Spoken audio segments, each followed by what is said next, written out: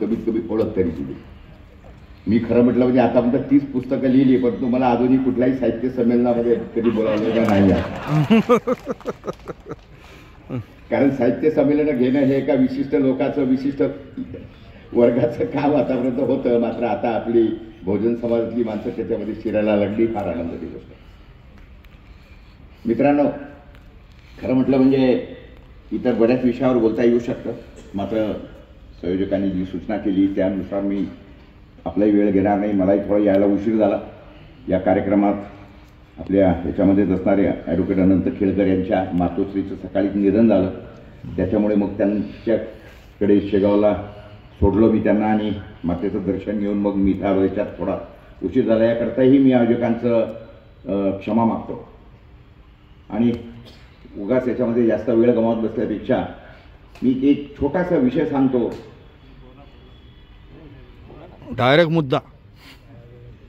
अनेकांच्या मनामध्ये प्रश्न पाहता तर भाऊ काय लागलं, काय भाव आता त्याची उत्तरं देऊन देऊन मी म्हणून तो एक विषय हे सांगतो.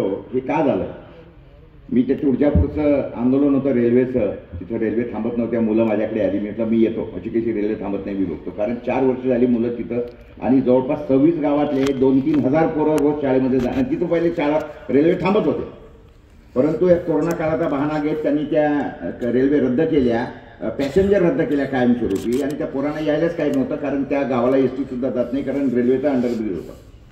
मी म्हटलं असं हे एवढं बरं. त्याच्यात खासदारांनी पत्र दिलेलं 2019ला. तर मी म्हटलं असं कसं थांबत नाही, एवढं सगळं तुम्ही अधिकृत हे करत असताना. आणि म्हटलं बा मी येणार आणि तिथं गाडी त्याच दिवशी थांबवणार. म्हणून मी एक दिवस त्यांना वेळ दिला आणि मग त्या म्हटलं त्या रेल्वेतूनच जाऊ ज्यांना ती रेल्वे थांबवून पाहिजे, जी रेल्वे पाहिजे त्या तिथं जाण्यासाठी. म्हणून मला ड्रायव्हरला सांगितलं की मला तू तो रेल्वे स्टेशनला सोडून दे. जात असताना गाडीत बसायला गेलो, रस्त्यात एक गटरचं झाकण होतं, त्याच्यावर नुसता पाय काय पडला, ते गटरचं झाकणच तुटून आतमध्ये गेलं. नशीब बलवत्तर किंवा तुमच्या सर्व लोकांच्या शेतकऱ्यांच्या सदिच्छा की माझा एक पाय गटरमध्ये आणि एक पाय वर राहिला नाही आणि मी समोर पडलो. फक्त पडताना हात थोडा टेकवला आणि एक मोठ्या ॲक्सिडेंटवरून मायनर हेअर क्रॅक निभावलं, हा त्यातला विषय. दुसरं तिथं गेलो अशा अवस्थेत, तिथं काय जाणवलं नाही, परंतु तिथं गेलो 5-10 हजार पोरं सकाळी 7 वाजता थंडीत कुडकुडत उभी आणि ती रेल्वे. तुम्हाला गमत सांगतो, रेल्वेमध्ये मी जसं बसलो, अख्खी रेल्वे खाली नागपूरला. म्हटलं असं कसं झालं. ते म्हणे नाही साहेब, ये जबलपूर से सारे लोग आते हैं या GMC में, म्हणजे गव्हर्नमेंट मेडिक याच्यामध्ये येतात दवाखान्यामध्ये जबलपूरहून लोक, आणि हे सगळे इथे उतरतात इलाजासाठी. अख्खी रेल्वे खाली, 99% रेल्वे खाली. खेडेकर साहेब, त्या रेल्वेत मी गेलो. आता आंदोलन जाहीरच असल्यामुळे प्रत्येक डब्यामध्ये 10 पोलीस, प्रत्येक डब्यात 10 पोलीस. तर मी तिथे शांतपणे बसलो. त्याच्यानंतर पोलिसांच्या समोर साखळी ओढली, जसं ते गाव आलं. पोलिसांनी लगेच मला घेरलं आणि खाली उतरवलं आणि मग तिथं घेऊन गेले. ते काय त्याच्यावर म्हणजे कारवाई वगैरे व्हायच्या त्या त्यांनी केल्या.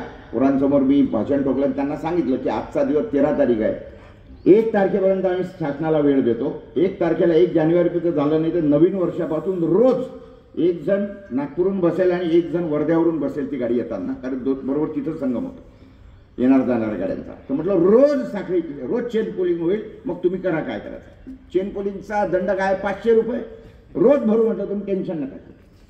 म्हणजे अशा शेवटी तुम्हाला सांगताना आनंद वाटतो, रेल्वेने शेवटी अहवाल पाठवला आणि ती रेल्वे आता 8 दिवसात तिथं सर्व 4 गाड्या थांबणार आहेत. म्हणजे अख्ख्या गाड्या खाली.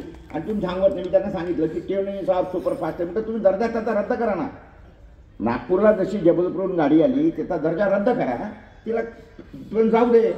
2 स्टेशनावर थांबायची, 2-2 मिनिटं. तुमचं टोटल थांबणे आणि ओव्हर पे घेणे 5 मिनिटं जातील. तुमचं टाइम टेबल मी काढून गेलं. म्हटलं तुमचं टाइम टेबल, याच्या मागे एकही गाडी नाही, तिकडून येताना एकही गाडी नाही. तुम्हाला प्रॉब्लेम काय.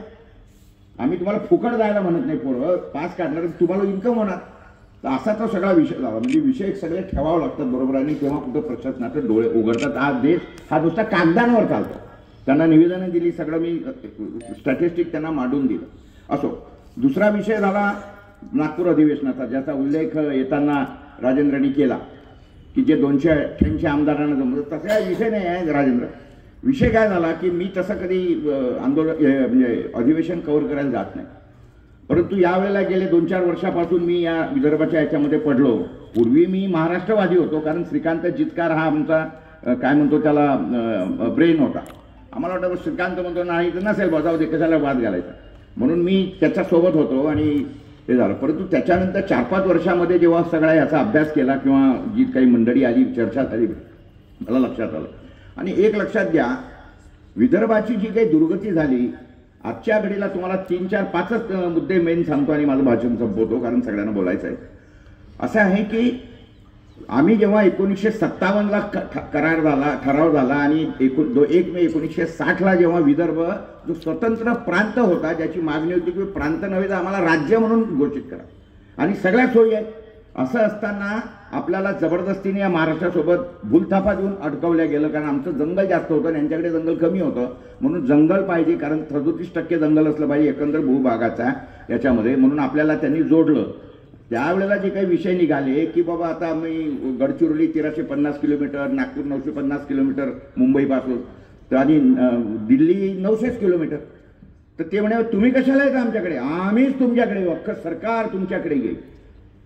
आणि करार झाला, अकोला करार, नागपूर करार नावाने तो फेमस आहे. आणि त्याच्यामध्ये हे ठरलं की अधिवेशनाचा जो संपूर्ण कालावधी असेल समजा झालेला, तर त्या अधिवेशनाच्या शेवटी, वर्षाच्या शेवटी जे अधिवेशन होतं, तर ते वर्षभर चाललेलं जेवढं काय अधिवेशन असतील, जेवढा कालावधी, त्याच्या 1/3 किंवा 6 आठवडे यापैकी जे जास्त असेल ते तेवढा काळ विदर्भामध्ये घालवल्या जाईल, हा करार होता.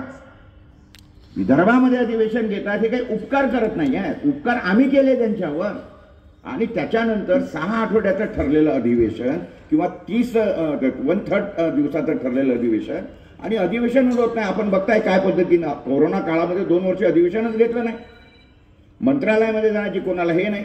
आणि दुर्गती व्हावी तर कितकी, म्हणजे ज्या बाळासाहेब ठाकरेंनी म्हटलं ना आम्ही होऊ देणार नाही, अखंड महाराष्ट्रासाठी आम्ही 106 हुतात्मे गेले, 106 हुतात्मे हे अखंड महाराष्ट्रासाठी झालेले नाही, तर त्यावेळेला